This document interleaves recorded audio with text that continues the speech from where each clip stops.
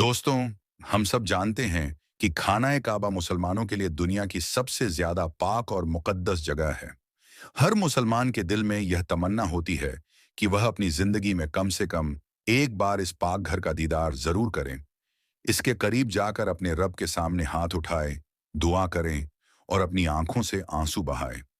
लेकिन क्या आपने कभी यह सोचा है कि इस मुकद्दस इमारत के काले गिलाफ और मजबूत पत्थर की दीवारों के अंदर आखिर क्या मौजूद है? खाना-ए काबा अंदर से कैसा नजर आता है? और सबसे ज्यादा हैरत में डाल देने वाली बात यह है कि आज से हजारों साल पहले जब इस मुकद्दस जगह के नीचे खुदाई की गई थी, तो वहां से ऐसी कौन सी चीज बरामद हुई जिसने सबको हैरानी में डाल दिया। दोस्तों, आज की इस वीडियो में हम बात करेंगे खाना-ए काबा के अंदर मौजूद एक ऐसे रहस्यमयी संदूक की जिसके बारे में बहुत ही कम लोग जानते हैं। कहा जाता है कि यह संदूक सदियों तक काबा के फर्श के नीचे छुपा हुआ रहा। जब यह संदूक सामने आया तो इसके अंदर मौजूद चीजों ने तारीख से जुड़ी कई सच्चाइयों को बदल कर रख दिया। तो आइए दोस्तों, आज हम अतीत की परतों को खोलते हैं और इस रहस्यमयी कहानी का आगाज करते हैं। दोस्तों, यह किस्सा उस सबसे मुकद्दस जगह से जुड़ा है जो पूरी दुनिया के मुसलमानों का केंद्र है। इसी जगह पर करीब 1000 साल पुराना एक राज्य संगीत छुपा हुआ था। ऐसा राज जो सदियों से लोगों की नजरों से दूर रहा। शायद आपको यह जानकर हैरानी हो कि खाना-ए काबा हमेशा से वैसा नहीं था जैसा आज हम देखते हैं। समय समय पर इसकी मरम्मत और बनावट में बदलाव होते रहे हैं। कुछ साल पहले संगीत सऊदी अरब की सरकार ने जरूरी कारणों की वजह से खाना-ए काबा के नीचे खुदाई करवाने का फैसला किया। यह कोई मामूली खुदाई नहीं थी, बल्कि उस जगह की खुदाई थी जिसे सबसे पाक माना जाता है। जब मजदूरों और विशेषज्ञों ने खुदाई शुरू की, तो एक अजीब और हैरान करने वाला वाकया सामने आया। खुदाई के दौरान काबा के नीचे से एक बहुत पुराना और बंद किया हुआ संदूक मिला। देखने से ही लग रहा था कि यह किसी बहुत पुराने जमाने की संगीत चीज है और इसे बहुत सावधानी से छुपा कर रखा गया था। वहां मौजूद हर शख्स के दिमाग में बस एक ही सवाल था, आखिर इस संदूक के अंदर क्या है? क्या इसमें कोई खजाना है, या कोई पुरानी निशानी, या फिर कोई ऐसा राज जो अब तक दुनिया से छुपा हुआ था? संगीत इन सवालों का जवाब जानने से पहले जरूरी है कि हम खाना-ए काबा के अंदरूनी हिस्से को समझें, ताकि इस संदूक की अहमियत को ठीक से समझा जा सके। दोस्तों, जब कोई खुशकिस्मत इंसान खाना-ए काबा के सुनहरे दरवाजे से अंदर जाता है, जिसका वजन करीब 280 किलो है और जो खालिस सोने से बना है, तो वह एक ऐसी जगह में दाखिल होता है जहां सुकून और रूहानियत महसूस होती है। काबा का अंदरूनी माहौल बाहर की भीड़-भाड़ से बिल्कुल अलग होता है। अंदर दाखिल होते ही एक अजीब सा सुकून दिल में 280 किलो है, और जो खालिस सोने से बना है, तो वह एक ऐसी जगह में दाखिल होता है जहां सुकून और रूहानियत महसूस होती है। काबा का अंदरूनी माहौल बाहर की भीड़-भाड़ से बिल्कुल अलग होता है। अंदर दाखिल होते ही एक अजीब सा सुकून दिल में उतर जाता है। जैसे ही आप अंदर कदम रखते हैं, सबसे पहले जो चीज आपका स्वागत करती है, वहां एक बहुत ही प्यारी और जानी पहचानी खुशबू फैली होती है। ये खुशबू किसी आम परफ्यूम जैसी नहीं होती, बल्कि इसमें कस्तूरी, गुलाब, जल और अंबर को मिलाकर बनाई गई एक खास खुशबू होती है, जो सदियों से खाना-ए काबा को महकाने के लिए इस्तेमाल की जा रही है। ये खुशबू इंसान के दिल और दिमाग दोनों पर असर डालती है और एक अलग ही सुकून महसूस कराती है। दिलचस्प बात यह है कि काबा के अंदर का फर्श संगमरमर का बना हुआ है, लेकिन यह कोई आम संगमरमर नहीं है। यह बेहद खास सफेद संगमरमर है, जिसके किनारों पर काले रंग की संगमरमर की पट्टियां लगी हुई हैं, जो इसकी खूबसूरती को और बढ़ा देती हैं। काबा की दीवारें भी संगमरमर की बनी हुई हैं। इन दीवारों पर हरे रंग के खूबसूरत पर्दे लगे होते हैं, जिन पर चांदी के धागों से कुरान की आयतें खड़ी हुई हैं। ये पर्दे छत तक लगे हुए हैं और अंदर के माहौल को और ज्यादा पाक और बरकत वाला बना देते हैं। खाना काबा के अंदर 3 खंभे मौजूद हैं जो इसकी छत को संभाले हुए हैं। यह खंभे लकड़ी के बने हुए हैं। हैरानी की बात यह है कि यह खंभे आज के नहीं, बल्कि करीब 1350 साल पुराने हैं। इन्हें अब्दुल्ला बिन जुबैर के जमाने में लगाया गया था और यह दुनिया की सबसे मजबूत लकड़ी से बनाए गए थे। इसी वजह से इतनी सदियां गुजर जाने के बाद भी यह खंभे आज तक अपनी जगह मजबूती से खड़े हैं और वक्त का इन पर कोई खास असर नहीं हुआ। इन खंभों के बीच कई खूबसूरत फानूस और लैंप लटके रहते हैं, जो काबा के अंदर को रोशन रखते हैं।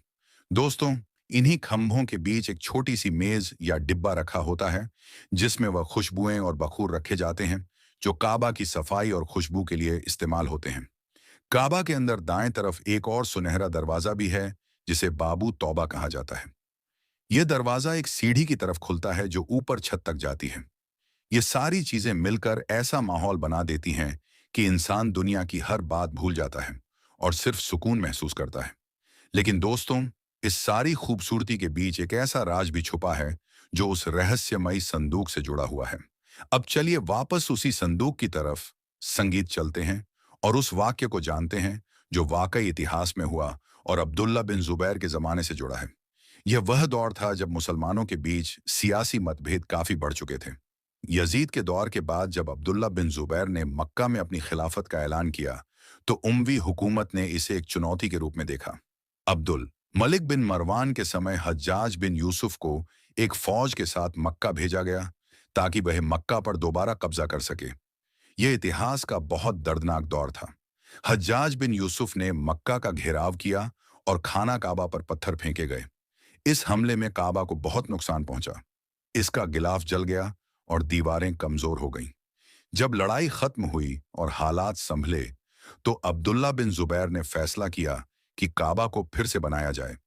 उनकी इच्छा थी कि काबा को उसी बुनियाद पर बनाया जाए जिस पर हजरत इब्राहिम अलैहिस्सलाम ने इसे बनाया था और जैसा कि रसूल अल्लाह सल्लल्लाहु अलैहि वसल्लम भी चाहते थे। इसी नए निर्माण के दौरान जब पुरानी दीवारें हटाई जा रही थीं और जमीन की खुदाई हो रही थी, तब मजदूरों को कुछ अजीब सा महसूस हुआ। जब जमीन की एक परत हटाई गई, तो वहां से वही रहस्यमयी संदूक मिला, संगीत जिसका जिक्र हमने शुरुआत में किया था। यह संदूक मिट्टी और वक्त की परतों में दबा हुआ था, लेकिन पूरी तरह सुरक्षित था। जब इसे खोला गया, तो देखने वाले हैरान रह गए। इसके अंदर कोई आम सोना चांदी नहीं थी, बल्कि काले रंग के कुछ खास पत्थर थे और साथ ही कुछ बहुत पुराने लिखे हुए कागज भी संगीत मौजूद थे। रिवायतों के मुताबिक यह वह पत्थर थे जो काबा की सबसे पुरानी तामीर का हिस्सा रहे थे और इन्हें बरकत की चीज समझकर संभाल कर रखा गया था। कुछ इतिहासकार यह भी बताते हैं कि इसमें पुराने जमाने के बादशाहों और अमीरों के भेजे हुए तोहफे भी हो सकते हैं। लेकिन सबसे ज्यादा हैरानी उन लिखावटों को देखकर हुई, संगीत जिनमें उस दौर का इतिहास और काबा से जुड़ी बातें लिखी हुई थीं। इससे यह साबित होता है कि मुसलमान हमेशा से अपने इस पाक घर की हिफाजत को कितनी अहमियत देते आए हैं। यह संदूक एक तरह से वक्त का पैगाम था, जिसने सदियों बाद अपने छुपे हुए राज्य खोल दिए। प्यारे दोस्तों, आखिर में यह समझना बहुत जरूरी है कि काबा के अंदर का सुकून और इसके राज हमें एक बड़ा संदेश देते हैं। और वह संदेश ये है कि असली सुकून और असली खूबसूरती सिर्फ अल्लाह की याद और उसकी इबादत में है। जिस तरह काबा के अंदर दुनिया का शोर नहीं सुनाई देता, उसी तरह जब इंसान का दिल अल्लाह से जुड़ जाता है, तो दुनिया की परेशानियां उसे परेशान नहीं कर पाती। वह पुराना संदूक और उसके अंदर की चीजें हमें यह याद दिलाती है कि हमारे बुजुर्गों ने इस पाक घर की हिफाजत के लिए अपनी जान और माल तक कुर्बान कर दिए। आज हमें भी चाहिए कि हम इस मुकद्दस जगह का सम्मान हमेशा अपने दिलों में जिंदा रखें। और अगर कभी आपको वहां जाने का मौका मिले, तो याद रखिएगा कि आप सिर्फ एक इमारत में नहीं, बल्कि अल्लाह की रहमत के साए में खड़े हैं। इन दीवारों के पीछे हजारों साल की तारीख छुपी हुई है, जो आज भी हमसे बातें करती हैं। दोस्तों, खाना-ए काबा सिर्फ एक मुकद्दस इमारत नहीं, बल्कि रहमतों का वह मरकज है जहां हर लम्हा अल्लाह की नेमतें नाजिल होती रहती हैं। यही वजह है कि इस पाक घर संगीत से जुड़ी हर इबादत, हर अमल और हर नजर की अपनी एक खास अहमियत है। अब सवाल यह पैदा होता है कि आखिर काबातुल्लाह के गिर्द घूमना यानी तवाफ करना इतनी बड़ी इबादत क्यों है? चलिए दोस्तों, अब इसी राज को हदीस और इल्म की रोशनी में समझते हैं। दोस्तों, सैयदना अब्दुल्लाह बिन अब्बास रजलाहु ताला अनु रिवायत करते हैं कि जनाब नबी अकरम सल्लल्लाहु अलैहि वसल्लम ने फरमाया, अल्लाह ताला हर रोज 120 रहमतें नाजिल फरमाता है, जिनमें से 60 तवाफ करने वालों के लिए और 40 हरम में इत्काफ करने वालों के लिए और 20 रहमतें काबातुल्लाह को देखने वालों को मिलती है। दोस्तों, याद रहे कि हज और उम्रे में तवाफ एक काबा अहम रुकून है और तवाफ खाना काबा के गिर्द 7 चक्कर लगाने को कहते हैं। अब आगे की इस वीडियो में आपको तवाफ कबा के हवाले से चंद खास बातें बताएंगे और आपको तवाफ का मुकम्मल तरीका बताएंगे और यह भी बताएंगे कि तवाफ के साथ चक्कर ही क्यों है, इसका क्या राज है। लिहाजा वीडियो को स्किप मत कीजिएगा और वीडियो को आखिर तक जरूर देखिएगा ताकि कोई अहम बात आपसे मिस ना हो जाए। क्योंकि इंशा अल्लाह अल्लाह ने चाहा तो आप भी हज या उम्रे को जा सकते हैं। अल्लाह ने चाहा तो आप भी अल्लाह का घर देख सकते हैं। तो आप लोग इस वीडियो को पूरा जरूर देखें। जब रसूल अल्लाह सल्लल्लाहु अलैहि वसल्लम भी आसमानों की तरफ गए तो उन्होंने बैतुल मामूर में फरिश्तों को नमाज पढ़ते हुए नहीं देखा। वह भी किसी चीज के गिर्द घूम रहे थे। लेकिन घूमने का इबादत से क्या ताल्लुक है? अल्लाह ने तो कहा कि ये सारी चीजें इबादत करती हैं। आपको पता है कि अल्लाह ने यह बात किस सूरत में कही है? सूर्य हज में। हज में मुसलमान पूरी दुनिया से इस्लाम के सबसे मुकद्दस और होली जगह काबा के पास जाते हैं और बार बार इसके गिर्द घूमते हैं। अब इस सर्कल करने का मतलब क्या है? जब मुसलमान काबा के गिर्द घूमता है तो वह उस वक्त अकेला नहीं घूम रहा होता, बल्कि चांद, प्लेनेट, स्टार्स, गैलेक्सी क्लस्टर्स सो के साथ एक ही इबादत में शामिल हो जाता है। तो ये सारी चीजें हमारी तरह इबादत नहीं करती, बल्कि हम मक्का जाकर इनकी तरह इबादत करते हैं। लेकिन इस आयत में तो लिखा है कि यह सारी चीजें अल्लाह को सजदा करती है। सजदा का मतलब सिर्फ हमारे वाला सजदा नहीं है, बल्कि अल्लाह के निजाम के मुताबिक चलने को भी सजदा कह सकते हैं। लेकिन अल्लाह ने इस आयत में सिर्फ स्टार्स, गैलेक्सी और प्लेनेट का नहीं कहा, बल्कि हर चीज, पहाड़, दरख्त, जानवर, सबका कहा है। यह तो सर्कल में नहीं घूमते। आज से हजारों साल पहले एंशियंट में यह कॉन्सेप्ट बना कि कायनात की हर चीज एक बहुत ही छोटे पार्टिकल एटम से बनी हुई है, जिसको फिर 2000 साल तक पूरी दुनिया भूल गई। लेकिन आज से 200 साल पहले इस कॉन्सेप्ट पर रिसर्च दोबारा शुरू हुई और साइंसदानों की रिसर्च से पता चला कि एटम सबसे छोटा पार्टिकल नहीं है, बल्कि इसके अंदर और भी पार्टिकल्स हैं, जैसे प्रोटॉन, न्यूट्रॉन, इलेक्ट्रॉन। प्रोटॉन और न्यूट्रॉन हमेशा एटम के सेंटर में होते हैं और इलेक्ट्रॉन हमेशा इनके गिर्द घूम रहे होते हैं। ऑन ऑलमोस्ट बिल्कुल उसी तरह जिस तरह प्लेनेट सूरज के गिर्द घूमता है और स्टार्स ब्लैक होल के गिर्द घूमते हैं। जिसका मतलब है कि कायनात की हर चीज चाहते या ना चाहते हुए किसी न किसी चीज का तवाफ कर रही है। और जब कोई मुसलमान काबा का तवाफ करने जाता है तो वह कायनात की हर छोटी से छोटी चीज, जैसे एटम के अंदर इलेक्ट्रॉन से लेकर कायनात के सबसे बड़े ऑब्जेक्ट्स, प्लेनेट, संगीत, स्टार्स, गैलेक्सी और इवन बैतुल मामूर में फरिश्तों के साथ एक ही इबादत में शामिल हो जाते।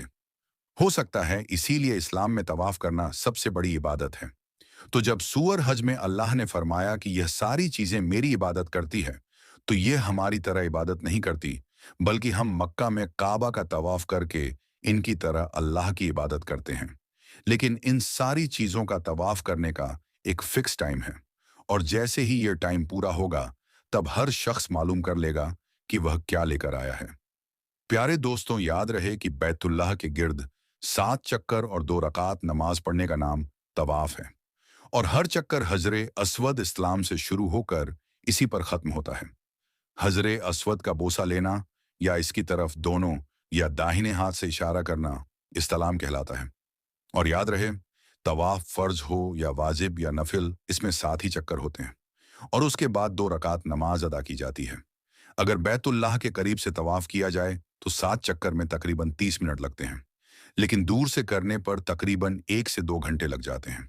10 जिलज को तवाफ जियारत करने में कभी कभी इससे भी ज्यादा वक्त लग जाता है। प्यारे दोस्तों, याद रहे कि तवाफ की डिफरेंट टाइप्स हैं।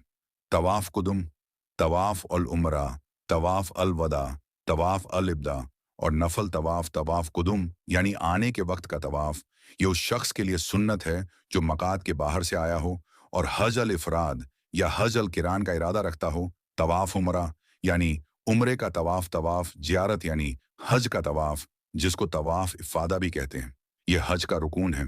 इस तवाफ के बगैर हज पूरा नहीं होता। तवाफ वदा यानी मक्का से रवानगी के वक्त का तवाफ, यह मकात से बाहर रहने वाले यानी आफाकी के लिए जरूरी है। हज में जरूरी तवाफ की तादाद की बात की जाए तो हज इफराद में 2 तवाफ है, तवाफ ए जियारत और आफाकी यानी आउटसाइडर के लिए तवाफ विदा। हज किरान में 3 तवाफ हैं, तवाफ उमरा, तवाफ जियारत और आफाकी यानी मकात की बाउंड्री से बाहर वालों के लिए तवाफ विदा। हज तमता में 3 तवाफ हैं, तवाफ उमरा, तवाफ जियारत और आफाकी के लिए तवाफ विदा। याद रहे कि 5 मकातों से बाहर रहने वालों को आफाकी कहा जाता है, यानी अहले हरम और अहले हल के लिए पूरी दुनिया के लोग आफाकी हैं। अगर किसी औरत को रवानगी के वक्त माहवारी आ जाए तो उसके लिए तवाफ विदा माफ है। और दोस्तों, जहां तक बात है नफील तवाफ की, तो नफल तवाफ की कोई तादाद नहीं है। दिन या रात में जब चाहे जितना चाहे करें। अहले इल्म की राय है कि बाहर से आने वाले हजरात मस्जिद हरम में नफल नमाज पढ़ने के बजाय नफली तवाफ ज्यादा संगीत करें। अहले हरम और अहले हल को हज अफराद ही करना चाहिए, ताकि आफाकी लोग ज्यादा से ज्यादा नफली तवाफ कर सकें। याद रहे कि हर नफिल तवाफ के बाद 2 रकात नमाज अदा करना जरूरी है। अहले इल्म के मुताबिक 2 तवाफ इस तरह इकट्ठे करना मकरूह है कि तवाफ की 2 रकात दरमियान में अदा ना करें। लिहाजा पहले एक तवाफ को मुकम्मल करके 2 रकात अदा कर लें, फिर दूसरा तवाफ शुरू करें। लेकिन अगर उस वक्त नमाज पढ़ना मकरूह हो तो 2 तवाफों को इकट्ठा करना जायज है। याद रहे कि सऊदी अरब में नमाज असर अव्वल वक्त में अदा की जाती है। असर और मगरिब के दरमियान अच्छा खासा वक्त, खासकर गर्मी में तकरीबन 3 घंटे होते हैं। अगर तवाफ से नमाज असर के बाद वक्त मिला है और मगरिब तक काफी वक्त बाकी है, तो तवाफ की 2 रकात उस वक्त अदा कर सकते हैं। अलबत्ता अगर मगरिब का वक्त आ गया है तो फिर गुरूब आफताब के बाद ही अदा करें।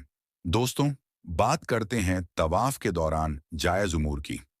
तो याद रहे कि सलाम करना, बवक्त जरूरत बात करना, मसाइल शरिया बताना और दरियाफ्त करना। जरूरत के वक्त तवाफ को रोकना, किसी उज्र की वजह से व्हील चेयर पर तवाफ करना जायज है। दोस्तों, चलिए आपको तवाफ का तरीका बताते हैं। इसके बाद आपको तवाफ के मजद मसाइल भी बताएंगे, लिहाजा वीडियो को स्किप नहीं करना। तवाफ करने का तरीका जान लीजिए।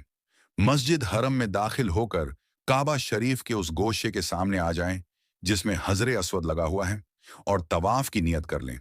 अगर तवाफ के बाद उम्रे की सही भी करनी है तो मर्द हजरात एहराम की चादर को दाएं बगल के नीचे से निकालकर बाएं शोल्डर पर यानी कंधे पर डाल लें। फिर जुबान से बिस्मिल्लाह अल्लाहु अकबर कहकर हजरे अस्वद का इस्तिलाम करें, यानी हजरे अस्वद का बोसा लें, या अपनी जगह पर खड़े होकर दोनों हाथों की हथेलियों को हजरे अस्वद की तरफ करके हाथ चूम लें और फिर काबा को बाएं तरफ रखकर तवाफ शुरू कर दें। मर्द हजरात पहले 3 चक्कर में अगर मुमकिन हो तो रमल करें, यानी जरा कंधे हिलाकर और अकड़ के छोटे छोटे कदम के साथ किसी कदर तेज चलें। तवाफ करते वक्त निगाह सामने रखें। खाना काबा की तरफ सीना और पुश्त ना करें, यानी काबा शरीफ आपके बाएं जानिब रहे। तवाफ के दौरान बगैर हाथ उठाए चलते चलते दुआ करें। आगे एक हाफ सर्कल की शक्ल की 4 फुट की दीवार आपके बाएं जानिब आएगी, उसको हतीम कहते हैं। इसके बाद खाना ए काबा की पीठ वाली दीवार आएगी। इसके बाद जब खाने काबा का तीसरा कोना आ जाए, जिसे रुकने यमानी कहते हैं, अगर मुमकिन हो तो दोनों हाथ या सिर्फ दाहिना हाथ उस पर फेरे, वरना उसकी तरफ इशारा किए बगैर यूं ही गुजर जाए। रुकने यमानी और हजरे असद के दरमियान चलते हुए यह दुआ बार बार जरूर पढ़े। रबना आतिना दुनिया हसनत आखिरती हसनात वकीना अजाब नार। फिर हजरे असद के सामने पहुंचकर बिस्मिल्लाह अल्लाहु अकबर कहकर हजरे अस्वद का इस्तिलाम, यानी उसे चूमे या दोनों हाथ उस पर फेर कर हाथ चूमे। इस तरह आपका एक चक्कर हो गया। इसके बाद बाकी 6 चक्कर बिल्कुल इसी तरह मुकम्मल करें। याद रहे कि कुल 7 चक्कर करने हैं। प्यारे दोस्तों, इस संगीत बात का ध्यान रहे कि तवाफ के दौरान कोई मखसूस दुआ जरूरी नहीं है, बल्कि जो चाहे जिस जबान में चाहे दुआ मांग सकते। याद रखें कि असल दुआ वो है जो ध्यान, तवज्जो और दिल से मांगी जाए, चाहे जिस जबान में हो। अगर तवाफ के दौरान कुछ भी ना पढ़े बल्कि खामोश रहे, तब भी तवाफ सही हो जाता है। तवाफ के दौरान जमात की नमाज शुरू होने लगे या थकान हो जाए तो तवाफ रोक दें। फिर जहां से तवाफ बंद किया था उसी जगह से तवाफ शुरू कर दें। नफली तवाफ में रमल और इस्तबाह नहीं होता। अगर तवाफ के दौरान वजू टूट जाए तो तवाफ रोक दें और फिर वजू करके उसी जगह से तवाफ शुरू कर दें जहां से तवाफ बंद किया था, क्योंकि बगैर वजू के तवाफ करना जायज नहीं है। अगर तवाफ के चक्करों की तादाद में शक हो जाए तो कम तादाद शुमार करके बाकी चक्करों से तवाफ मुकम्मल करें। मस्जिद हरम के अंदर, ऊपर या नीचे या मुताफ में किसी भी जगह तवाफ कर सकते हैं। तवाफ हतीम से बाहर ही करें। अगर हतीम में दाखिल होकर तवाफ करेंगे तो वह मौत तबर नहीं होगा। प्यारे दोस्तों, यह रहा तवाफ का तरीका। ये सवाल कि तवाफ में क्या राज है, तो आप लोग जान चुके हैं कि तवाफ क्यों किया जाता है, तवाफ करने की क्या खास बात है, और कुदरत तवाफ कैसे करती है, और हम तवाफ क्यों करते हैं। तो हम उम्मीद करते हैं कि आपको तवाफ से रिलेटेड सब कुछ पता चल गया होगा। तो दोस्तों, आज की इस वीडियो में बस इतना ही। हम मिलेंगे आपको अगली वीडियो में। तब तक के लिए अल्लाह हाफिज।